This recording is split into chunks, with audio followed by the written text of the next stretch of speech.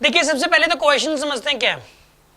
Question ये कि a student travels from home to school with a speed of 10 kilometre per our.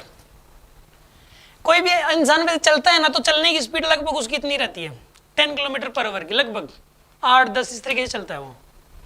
यानी कि अगर आप नॉर्मली भी चलते रहो ना, नॉर्मली तो 1 घंटे तक, मतलब ना तो बहुत स्लो चलना है, थोड़ा सा फास्ट चलना है, तो आप जो है ना, नहीं साइकिल की होती है इतनी, तो साइकिल की होती है, पैदल तो नहीं पहुंच पाओगे 1 घंटे में 10 किलोमीटर, साइकिल चली जाएगी, ठीक है ना।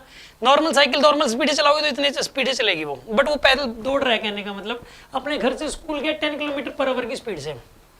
उसको स्कूल पहुंचने के बाद याद आया कि आज संडे था यार, ये क्या संडे वाले दिन गलती से पहुंच गया। फिर उसने क्या, आपके साथ ऐसा हुआ है कभी? वैसे ऐसा तो कभी किसी की जिंदगी में होता ही नहीं। संडे तो याद ही रहता, वेट करते हैं उसकी। तो क्या हुआ कि उसको याद आया संडे था, अब वो दिन अपना वापसी हो गया, लेकिन वापसी उसने सोचा यार स्कूल तो बंद है, मूवी का प्रोग्राम बना लेते हैं, और मूवी ना शुरू होने वाली है, एक काम करते हैं फटाफट पहले घर पहुंचता हूँ, कपड़े बदलता हूँ। तो उसने स्पीड बढ़ा दी, डबल स्पीड गई वो, घर से स्कूल के 20 की स्पीड से, 20 किलोमीटर पर आवर। आपको एवरेज स्पीड और एवरेज वेलोसिटी बतानी है। हिंट दे रहा हूँ पहले तो, देखो पहले तो एक बार क्वेश्चन में इसमें ड्रॉ कर देता हूँ ताकि आप इजीली इसको सोल्व कर लो। देखो इसके अंदर ना, पहले तो ये उसका देखो घर है, ये हाउस है, और ये है जी उसका स्कूल। घर से स्कूल का जो गैप है, जो भी है, मतलब पता नहीं कितना है, दे नहीं रखा इसने, बट जाने की स्पीड दे रखी है 10 किलोमीटर पर आवर, और आने की स्पीड दे रखी है 20 किलोमीटर पर आवर, ठीक है। डिस्टेंस पता नहीं कितनी है। हाँ, एवरेज स्पीड होता है total distance by total time, total distance by total time, और एवरेज वेलोसिटी होता है total displacement by total time, total displacement total time होता है, ठीक है ना। आपको ये वाला क्वेश्चन सोल्व करना है अभी। देखिए इस वाले क्वेश्चन के अंदर पहली बात तो ये कि इसमें देखते ही पता लग रहा है कि एवरेज वेलोसिटी 0 आएगी, क्योंकि डिस्प्लेसमेंट 0 आ रही है। वो घर से स्कूल गया है, फिर वापसी घर पे आया, उसकी जो इनिशियल पोजीशन थी, उसका जो इनिशियल पॉइंट था वो घर था, वो घर से शुरू हुआ था और फाइनली भी घर पे ही पहुंच गया, मतलब वो जहां से शुरू हुआ फाइनली वहीं पर ही पहुंचा है वो। तो उसकी इनिशियल पोजीशन और फाइनल पोजीशन सेम है, और इनिशियल और फाइनल सेम होने की वजह से हम ये कह सकते हैं कि डिस्प्लेसमेंट 0 है। डिस्प्लेसमेंट हमेशा gap between the initial position and the final position होता है। तो इनिशियल फाइनल पोजीशन सेम है, तो इसका मतलब समझ लो कि डिस्प्लेसमेंट 0। और अगर डिस्प्लेसमेंट 0 है तो एवरेज वेलोसिटी होता है डिस्प्लेसमेंट बाय टाइम, तो टाइम चाहे कुछ भी लगाओ तो एवरेज वेलोसिटी तो 0 ही आएगी, ठीक है ना। तो सिंपल सी बात थी, एवरेज वेलोसिटी तो आप इसके अंदर लिख सकते हो 0, ठीक है ना। Average velocity 0। पहले तो ये बताओ, ये 0 लिखने में किसी को प्रॉब्लम है क्या? जी आप में से पहले तो एवरेज वेलोसिटी 0 लिखने में प्रॉब्लम? हाँ जी, ऑनलाइन में किसी को प्रॉब्लम 0 वेलोसिटी लिखने में? ठीक, ओके गुड। अभी मैं बता रहा हूं एवरेज स्पीड के बारे में। जो एवरेज स्पीड का फॉर्मूला होता है वो होता है total distance by total time, total distance by total time होता है, बाय टोटल टाइम होता है, राइट। अब ना डिस्टेंस हमें पता तो नहीं कितनी है, एज मान लो आप, जो चीज नहीं पता उसको मान लिया करो आप, ठीक है ना। एज मान लिया मैंने, टोटल डिस्टेंस मैंने एज मान लिया, तो एज जाने का और एज आने का, तो टोटल तो 2s हो गया। उसमें चाहे जाए चाहे आए डिस्टेंस में ऐड होता है, डिस्टेंस में ऐड होगा एस जाने का और एस आने का, तो टोटल डिस्टेंस आएगा 2s। वो जो टोटल टाइम है इसके अंदर, टोटल टाइम हो जाएगा इसके अंदर, पहले जाने का टाइम कितना बताइए, s/10, ठीक है ना। ये ना किलोमीटर में ले लो, डिस्प्लेसमेंट को भी किलोमीटर में ये मान लो एक बार। तो यहाँ पे डिस्प्लेसमेंट ऐसा है, टाइम स्पीड है इतनी, डिस्टेंस बाय स्पीड इतना टाइम लगेगा जाने में, s/10 का। हाँ जी, s/10 लिखने में कोई प्रॉब्लम किसी को? डिस्प्लेस जो ट्रैवलिंग है वो s की है और स्पीड है 10 की, तो s/10 का टाइम लगेगा।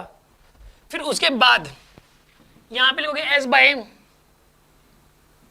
लिखोगे, s/20।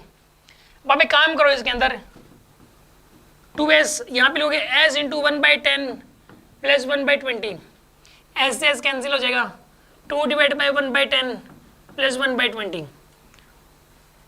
ठीक है ना। और इसको सोल्व करना था आपको, ठीक है ना, बस इसको सोल्व करना आपको। इसके अंदर जो है ना, इसको सोल्व करोगे 2, यहाँ पे एलसीएम ले लो। एक बच्चे ने तुरंत 15 बोल दिया था, बट देखो मतलब जो है ना जल्दबाजी में बोला गया था, 15 नहीं आएगा इसका आंसर, ठीक है ना। ए ऑप्शन में 15 मिलेगा आपको, अरे ए ऑप्शन में जैसे ही 15 मिलेगा आप टिक मार्क कर दो, क्या बात है, पेपर आसान है, सिलेक्शन पक्का है।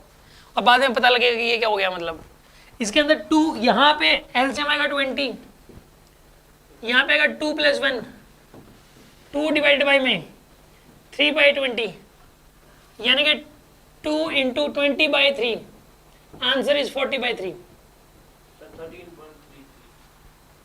हाँ 13.33 आ जाएगा, 13.33 बोल सकते हो, और इसका 40/3 बोल सकते हो। हाँ जी, समझ में आ गया होगा आपको ये? हाँ जी, अगर आपको समझ में आ गया पहले डन बोल दो आप।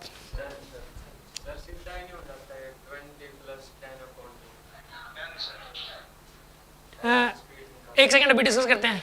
ऑनलाइन वाले क्लियर है ना आपको? हाँ जी बोलो। आप क्या, एक स्टूडेंट ये बोल रहा है कि सर सीधा हो जाता, तो ये पूछते हैं एक बार सीधा कैसे हो जाता? हाँ जी बताओ।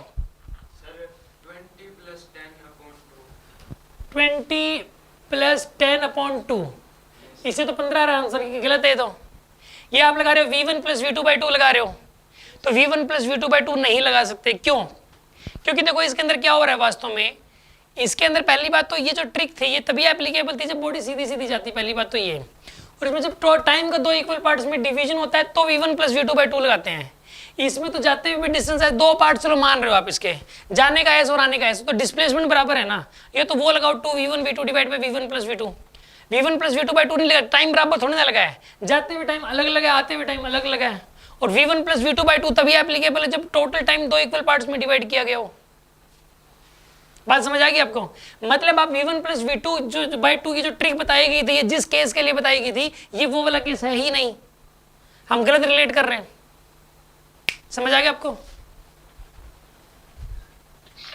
एक सेकंड। हाँ जी बोलो कनिका बोलो।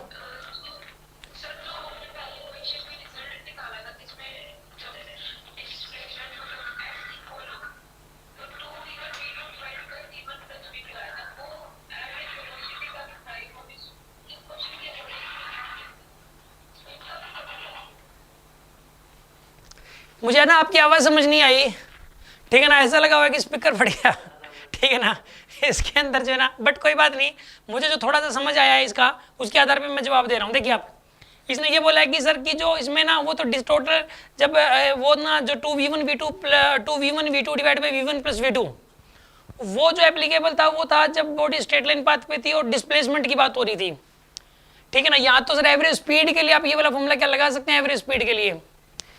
मैं आपको एक बात बताता हूँ, आप ना इसी क्वेश्चन में ऐसा कर लो कि पहले वो अपने घर से लेके कहाँ गया, स्कूल 10 किलोमीटर, और स्कूल से 10 किलोमीटर आगे सीधा सिनेमा है, 10 किलोमीटर आगे इधर सीधा स्ट्रेट गया वो, और स्कूल से सिनेमा गया वो 20 की स्पीड से, वापसी आने की बजाय आगे आगे उधर की उधर चल दिया। ये आपने किया होगा कई बार, ये तो आप नॉर्मली आपकी लाइफ में घटता रहता होगा। स्कूल देखा, आज मन नहीं करा स्कूल से, खुला भी उधर की उधर सिनेमा निकल लिया, ठीक है ना। हाँ भी भर रहे हैं कुछ एक तो बिल्कुल जोर से, यस सर, खुश हो गए, मतलब पुरानी यादें आ गई।